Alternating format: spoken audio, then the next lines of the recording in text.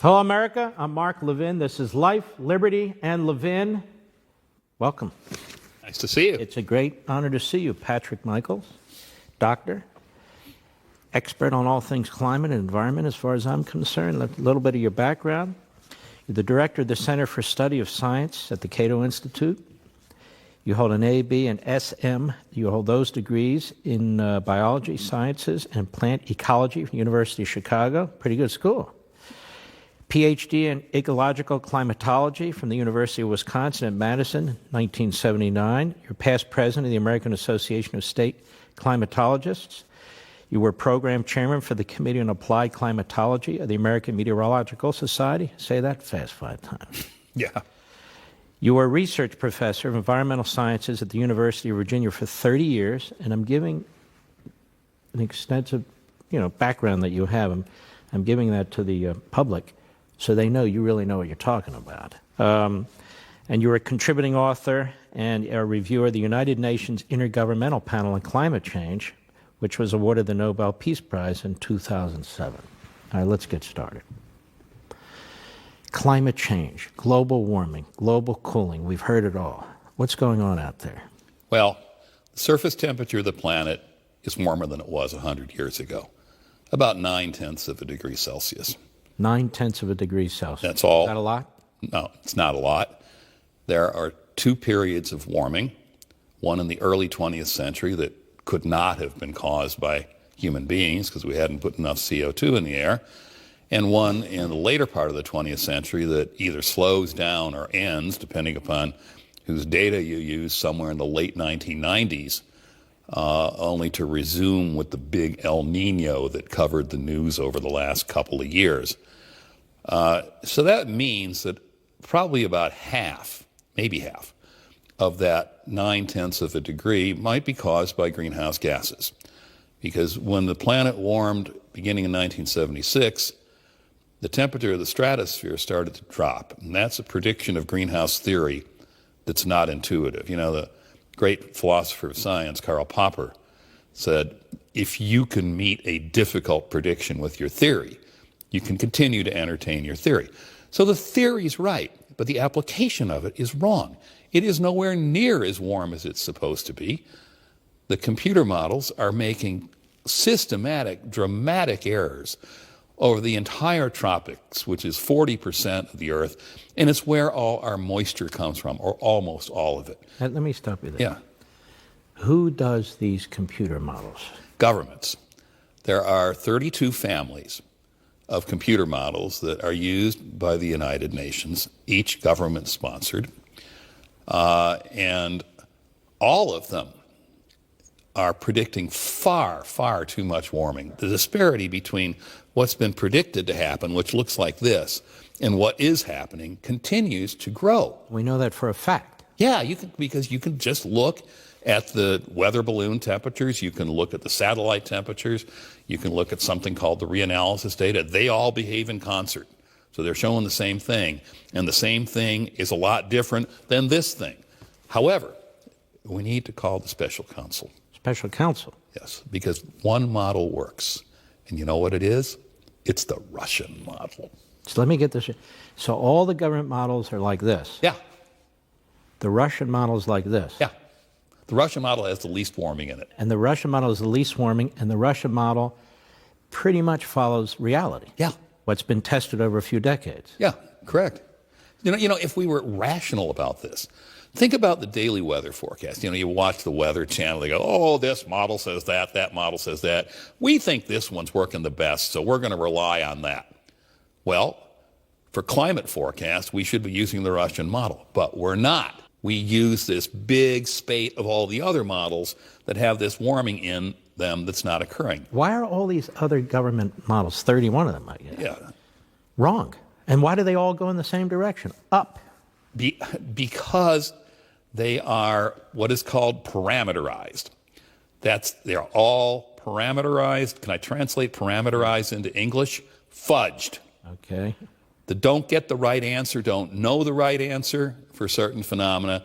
So we essentially put in code steps that give us what we think it should be. And the systematic error that was made was the models were tuned, as it said, tuned to simulate the warming of the early 20th century.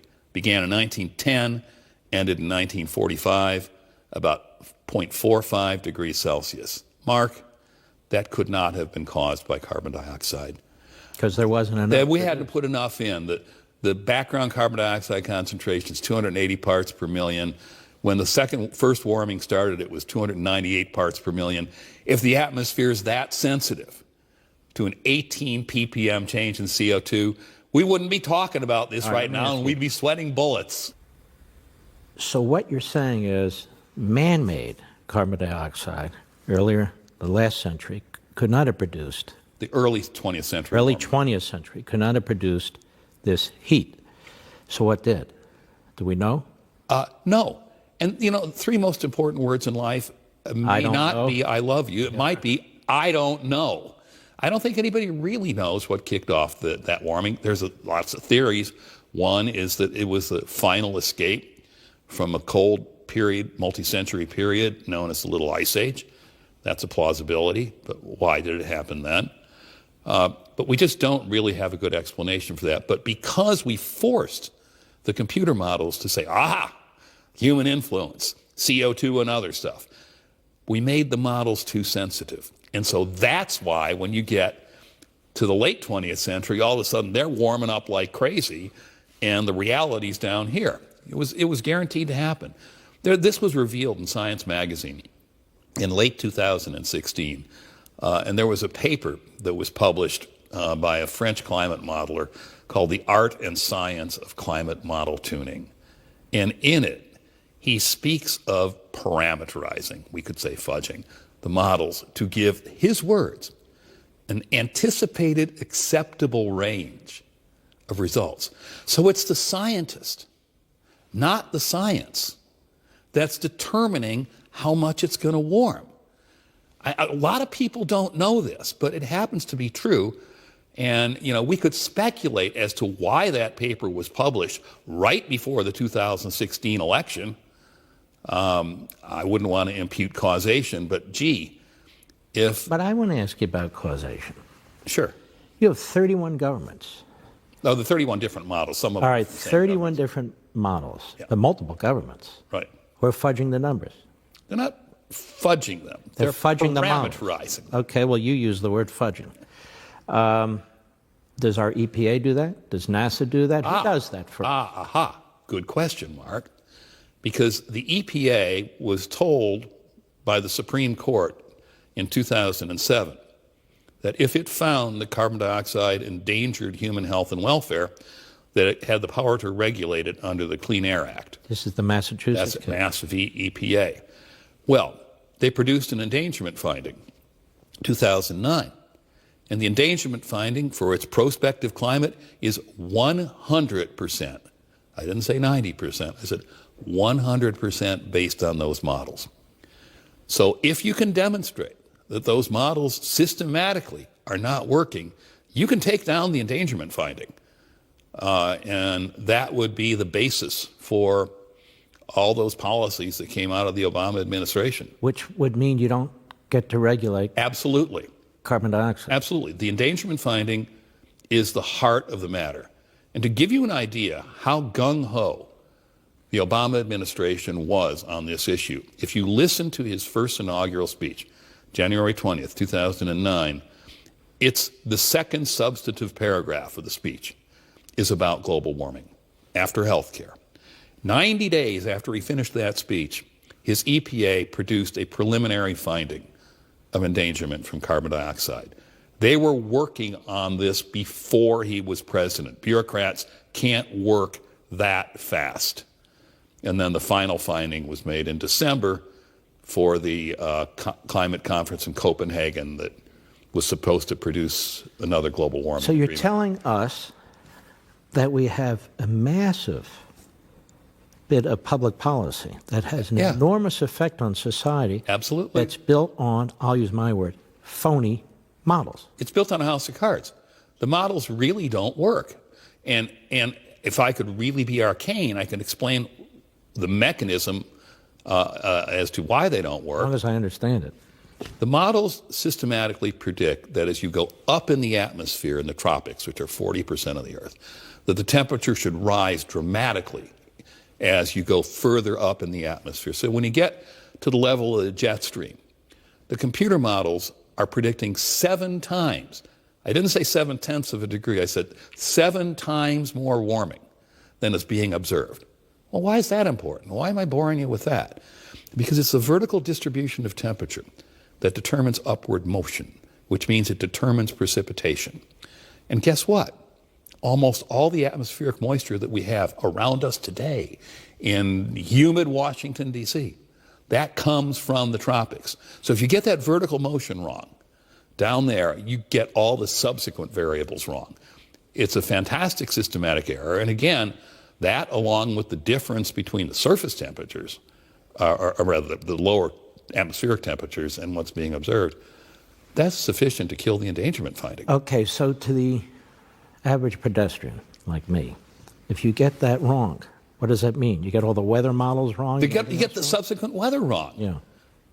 And I mean, that's why, if you look at all these families of models, they predict radically different changes in precipitation from model to model. Well, probably because they got the precipitation initialization out of the tropics wrong. Precipitation's important. I offer you Wilmington, North Carolina as an example. The precipitation is important coming from the tropics. Get that wrong, and you get that wrong. Is weather getting worse? No. I love that question because what do you really want to look at? Roger Pilkey Jr. at University of Colorado does this. Yes, there's more damage from weather because there's more stuff and people and property in the way of weather. So what you really want to look at are weather damages as a percent of GDP. And when you look at it that way, there's nothing whatsoever. Oh, I'm sure hurricanes are getting worse. I heard that on every legacy network during Florence and Harvey and all that stuff. Well, the fact of the matter is there's a guy by the name of Ryan Maui who's just a hotshot young tropical meteorologist. He's also an adjunct scholar at the Cato Institute, and he tracks the energy in these tropical cyclones since we got global records that begin in 1970. And you would think there would be some relationship between that integrated energy and global warming. After all, it's only logical. Vice President Gore says that must be the case. It's not. There's no relationship whatsoever between the accumulated cyclone energy and the surface temperature of the Earth. It's just not there. Now, wait a minute. Why does our government say this? They said it in their last report called Global Climate Change Impacts in the United States. They said, oh, there's been a significant increase in hurricane power in the Atlantic Ocean from like 1970 to 2009 or something like that, 1980 to 2009. Well, wait a minute. Why'd you stop in 2009? It's a 2014 report. Because if you take the data after 2009, the increase goes away and it goes back to where it was. Or why did you start in the mid-1970s? Because we have records that are really good back to 1920. And if you look 1920 to 1950, you see an increase that is exactly the same as the one that occurred. So the information they're providing us is skewed. Incomplete. It's skewed. It's skewed. They're cherry picking. And here we rely on the climatologists, the meteorologists, and they become hyper-political. And I want to get back to that as soon as we return. Don't forget, ladies and gentlemen, you can watch Levin TV almost every weeknight by going to crtv.com/Mark, crtv.com/Mark, and sign up there, or give us a call at 844-LEVIN-TV, 844-LEVIN-TV. We'll be right back.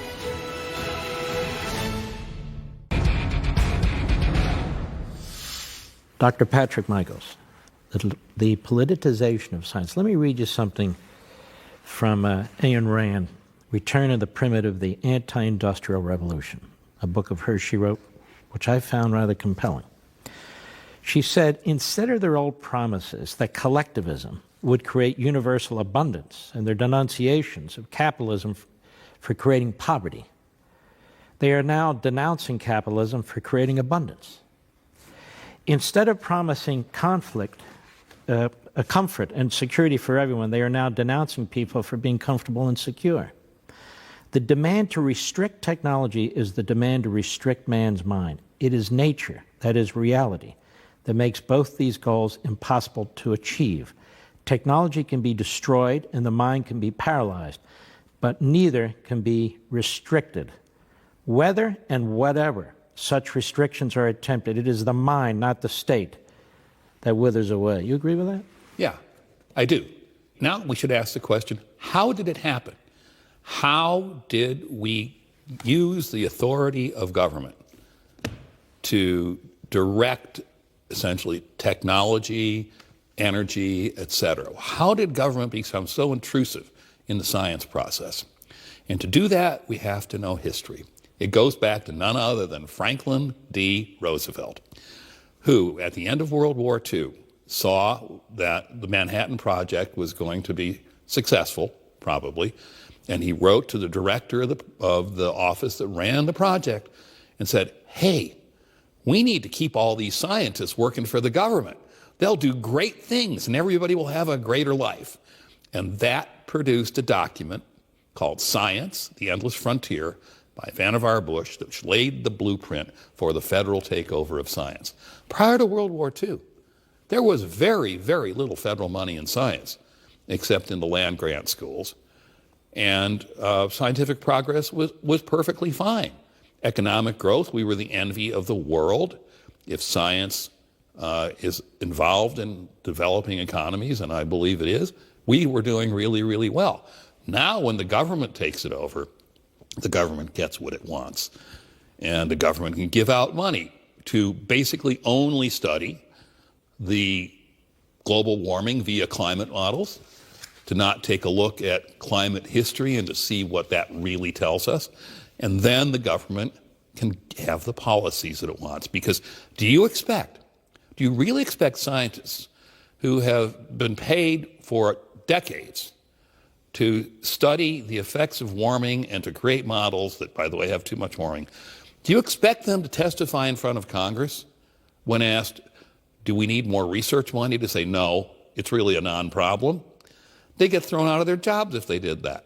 And so it becomes self-perpetuating. Now, global warming is a cosm. It's not a microcosm. It's a pretty big cosmos in this constellation.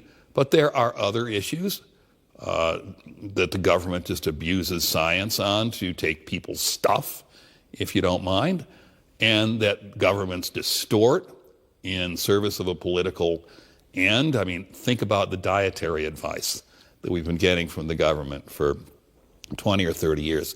Turns out to be wrong. Might be associated with the epidemic of obesity and diabetes. When the government gets together and makes a plan and does not deviate from it, people get hurt. And that is what's happening. And Ayn Rand was right. Part of the plan was to get us off our energy stream, to get us off of oil and onto so-called renewables that don't provide nearly enough energy, and it's intermittent so that they take down the technology. What Ayn Rand was talking about is what actually happened. As a result of Roosevelt and Vannevar Bush, we created the State Science Institute. And if you remember in Atlas Shrugged, it was the State Science Institute that destroyed the innovation of the society. So we have an interesting paradox here, which is that you have an institution of government, or several of them, which claim to be the final say in science by rejecting science, by attacking aspects of science, by climate change deniers. By shading it, if you will. By shading it, yeah. So you actually lose knowledge, you lose science, correct? Yeah, that's the problem. You see, I mean, if you say, well, you know, they're just studying the greenhouse effect, and the greenhouse effect is real, and it will create some warming. So all these things, all these pronouncements that we get on diet, on whether we should exploit the world's largest copper deposit in Alaska, what the government says will have a small kernel of truth in it. And then it will be built into an artifice the size of Mount Everest from that small kernel. And that's the problem. I don't mean to simplify this, but who are these people? Are they ubiquitous? Are there 10 of them? What goes? It's a large, when you buy off the academy, you can get what you paid for. And, you know, when we went into the federalization of science, the academy said, okay, we'll apply for your money and we're going to tack on 50% for every research application that we're going to call overhead. And that money, we, the universities, will use as we choose. And so a lot of it that the engineering and science departments generate, all this revenue, probably goes to keep the Germanic languages department afloat, which doesn't have enough student traffic. So now the academy roots for anything that is big government that it feels it can tie on to maintain this relationship. The roots of political correctness, they are many, manifold, and varied, but one of them certainly was the enslavement of the academy. And this is a very important point because you're not the first one I've talked to who's mentioned this. Yeah. In their different fields.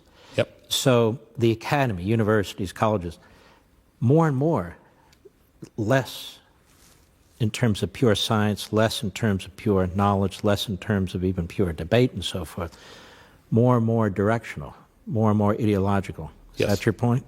Yes, it is. And it's not just in climate change. In fact, I'm just completing a book manuscript that looks more than climate change. It looks at diet, it looks at drug policy, the opioid war, and all these good things. It's called scientocracy.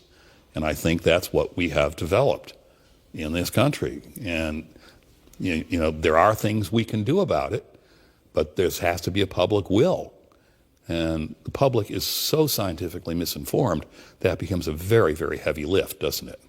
Well, in fact, it becomes very political, doesn't it? In other words, if you don't believe in climate change, oh my God, and you can't even explain it, you don't know what it means, you don't know where it comes from, you don't know why it exists, but you know as a political matter, you better believe in it, or you're a denier, like a Holocaust denier. Right. We'll be right back.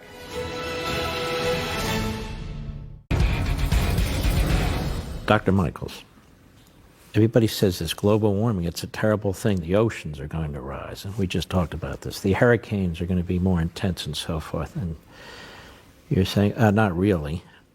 Well, we never talk about this. Are there benefits from some increased heat on the planet? Yeah, the whole philosophy here is straight out of Voltaire. You know, Pangloss and the best of all possible worlds. We don't live in the best of all possible climates.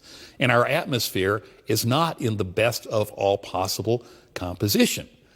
So what's happened as it's warmed this half a degree in the late 20th century, and the CO2 has gone up and up in the atmosphere, well, what we've done is we've created a greener and greener planet.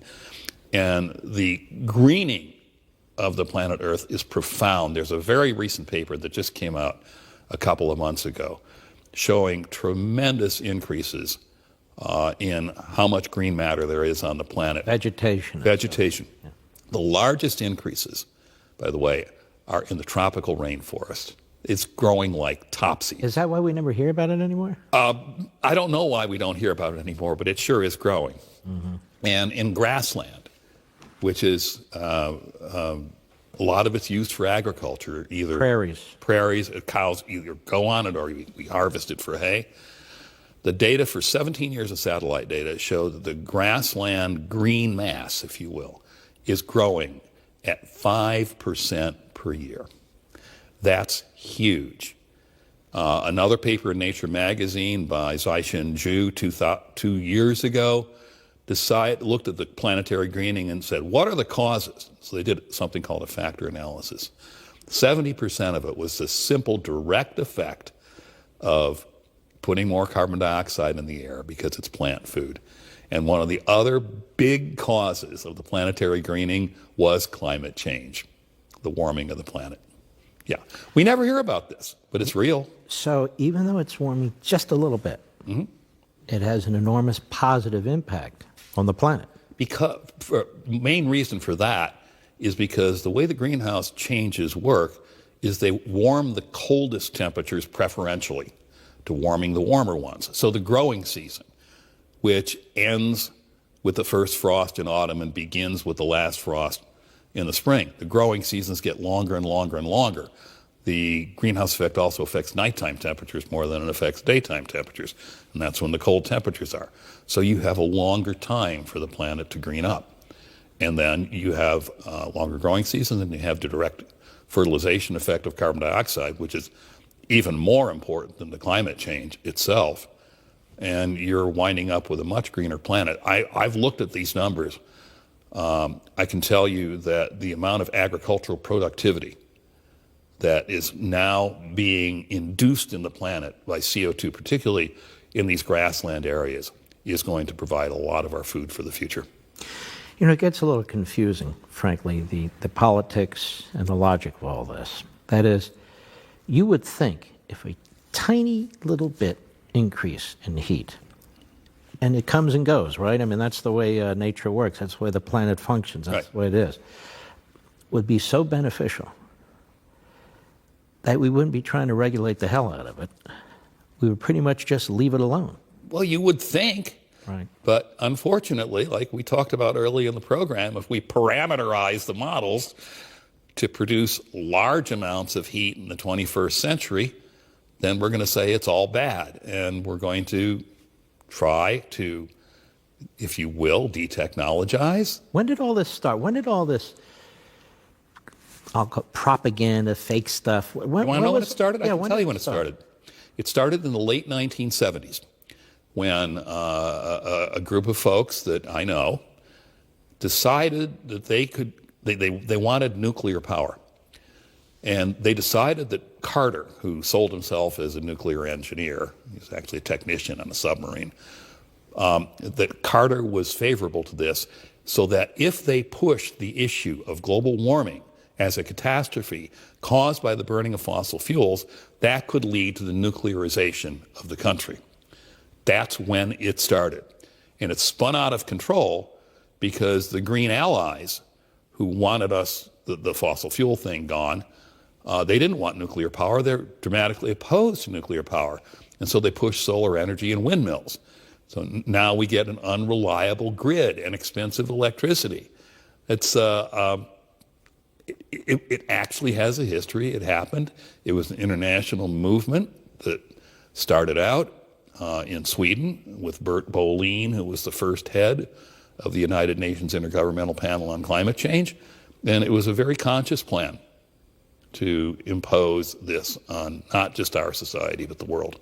What is this degrowth, deindustrialization movement? Is it sort of part of this massive progressive movement, or even worse, socialism or Marxism or anything of that sort that I've studied, I've written about it, I've read about it? It's really kind of got born in Europe and was exported to the United States?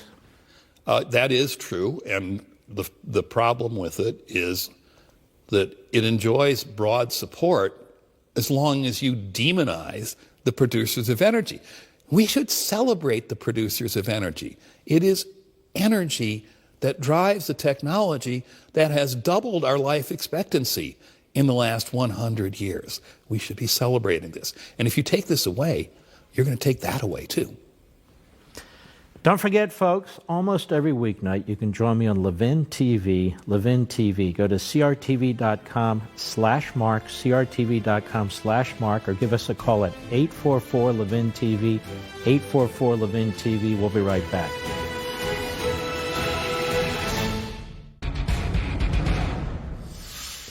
At the top of the show, went through your biography a little bit, and you worked for the Intergovernmental Panel on Climate Change of the UN. I don't know a lot about it, know a little about it, written a little bit, but it was sort of notoriously corrupt intellectually, as I understood it. Tell us about that.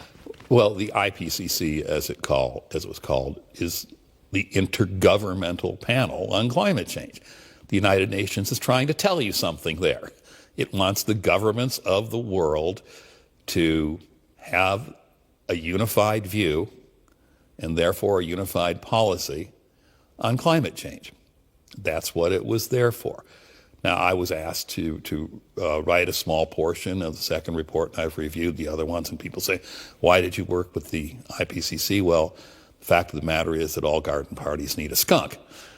And there were a few skunks on there. The skunks eventually kind of dropped out because they tended to get so disgusted with it. But we got our 2 cents in, and then, as you know, it's simply kind of run away with the issue. And all these documents that are produced, like the IPCC documents or the U.S. National Assessment on Climate Change, they're summaries of scientific literature. Now, the problem is the scientific literature itself has to be biased because we are funding the hypothesis that climate change is this horrible thing and it's going to have all these horrible effects, and you don't get your grant renewed unless you publish. And so that literature that you summarize is biased in a given direction. That's how we get to policy. Did some people sit in a room and say, wow, this is how we'll do this? I don't know, but it might have happened.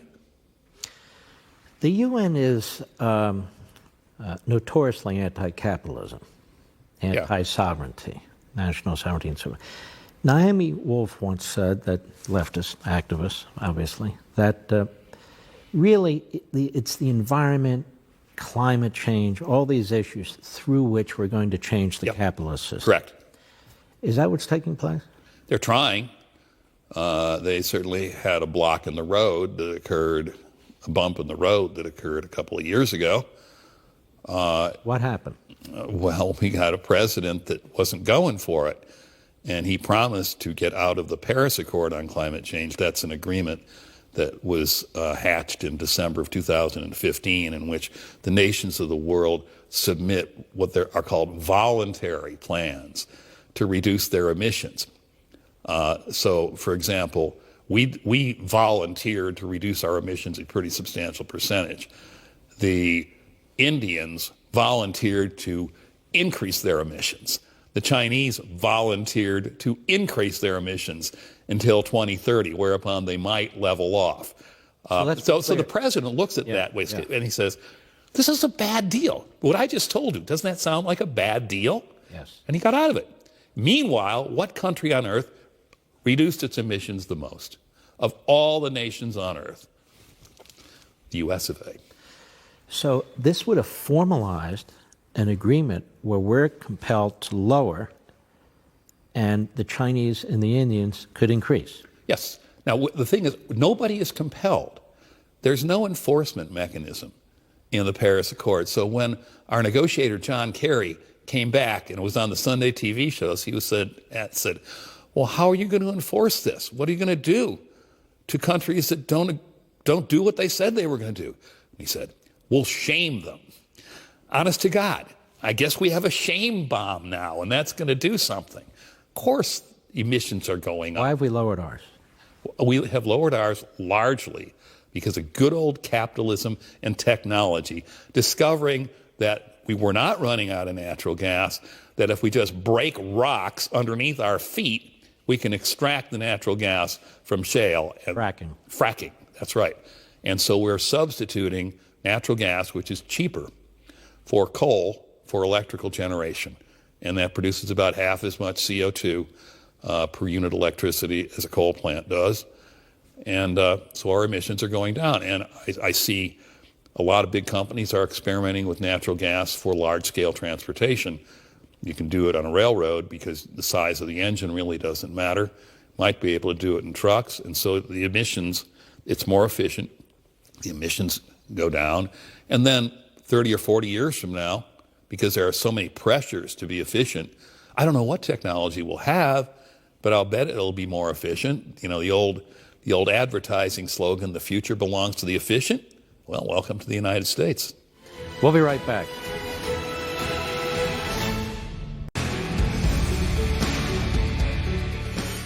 EPA started under Nixon. What are your thoughts about it? Well, it had a lot of work to do when it started out. We had really serious air quality problems in the country, and the EPA did a great job with that. It succeeded in controlling sulfur and nitrogen oxides that came out of power plants, acid rain and all that good stuff.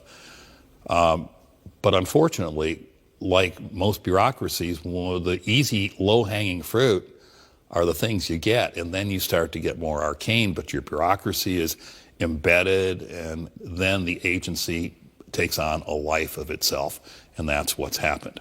Can it be fixed? Yeah, it could be. We could take a look at the endangerment finding from carbon dioxide and see how scientifically well supported or non-supported it is.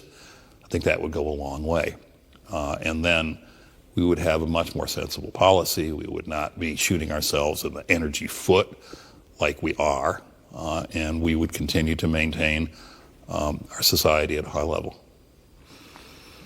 True enough. Problem is, when you have people who are embedded in these agencies, Yes. who are not willing to do as you say, or are ideologically driven, or are there for decades, and they have, as you say, their agenda, and they're going to drive their agenda, this becomes a huge problem. Let me tell you, it's been a great pleasure. Yeah, it was great fun. All right. Thanks very much. Bye. See you next time on Life, Liberty, and Levin.